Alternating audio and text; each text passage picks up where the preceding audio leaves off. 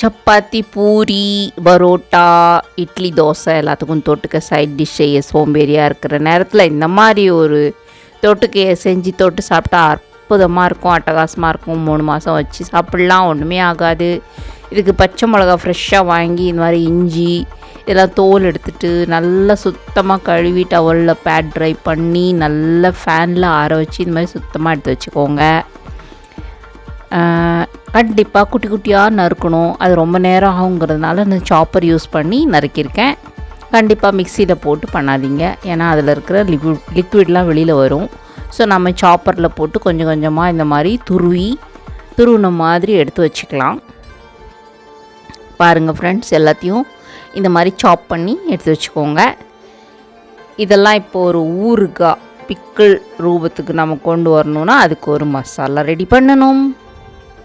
அதுக்கு ஒரு பேன் அடுப்பில் வச்சு 3 டேபிள் ஸ்பூன் அளவுக்கு தனியா, வரமல்லி இந்த மாதிரி போட்டுக்கோங்க. 1/4 டீஸ்பூன் அளவுக்கு வெந்தயம், 1/2 டீஸ்பூன் சோம்பு வாசம் பிடிக்காதவங்க தவிர்த்துக்கலாம். 1 டீஸ்பூன் ஜீரகம். ஆனால் இதெல்லாம் சேர்த்தாதான் இந்த மணம் சுவையெல்லாம் நமக்கு டைஜஷனுக்கு எல்லாத்துக்குமே நல்லா உதவியாக இருக்கும். இதை இப்போ ட்ரை ரோஸ்ட் பண்ணிக்கலாம், நம்ம வறுக்க வேண்டாம். அதில் இருக்கிற நீர் அம்சம்லாம் போகிற மாதிரி கொஞ்சம் வாட்டி எடுத்துக்கலாம். அப்போ தான் ஷெல்ஃப் லைஃப் நல்லாயிருக்கும். ஸோ இப்போ ரோஸ்ட் பண்ணதுக்கப்புறம் இதை ஒரு மிக்ஸி ஜாரில் சேர்த்து நல்ல ஃபைன் பவுடராக பொடிச்சு எடுத்துக்கலாம். பாருங்கள், இப்போது ஒரு கப்பு நல்லெண்ணெயை இந்த மாதிரி ஒரு கரண்டியில் ஊற்றி நல்லா சூடு பண்ணிக்கலாம். நல்லாவே சூடு பண்ணுங்கள் ஃப்ரெண்ட்ஸ். இப்போ இந்த நறுக்கி வச்ச பச்சை மிளகா, பூண்டு, இஞ்சி இதெல்லாம் பேனில் சேர்த்துக்கலாம். இடித்த மசாலா பவுடரை இதில் சேர்த்துக்கலாம்.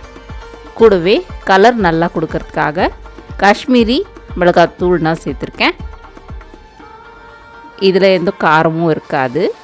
இப்போ இந்த சூடு பண்ணின நல்லெண்ணெயை சுற்றிலும் இந்த மிளகா, பூண்டு, இஞ்சி மேலே படுற மாதிரி, மசாலா மேலே படுற மாதிரி ஊற்றுங்க.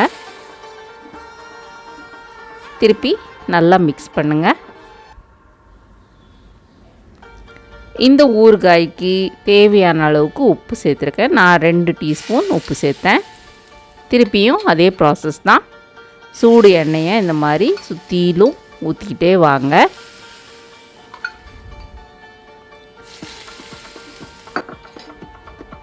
பார்த்திங்கன்னா இதுலேயே அந்த மிளகா, பூண்டோட வாசம்லாம் கம்மன்னு வரும். நல்லா வெந்து வந்துடும்.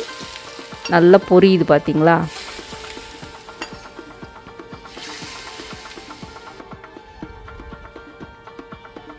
நல்லா மிக்ஸ் பண்ணி கொடுங்க.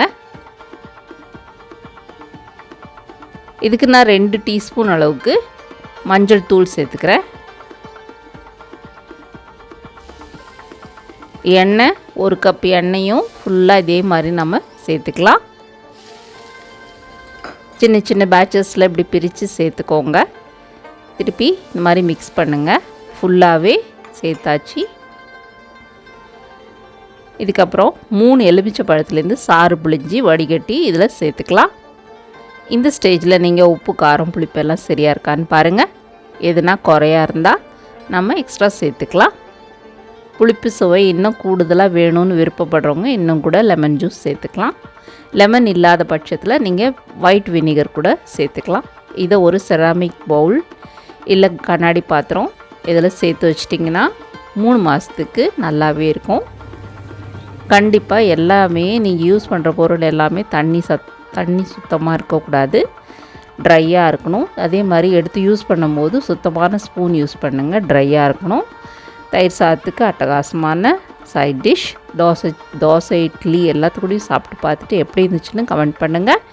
சப்ஸ்கிரைப் பண்ணுங்கள், லைக் பண்ணுங்கள், ஷேர் பண்ணுங்கள்.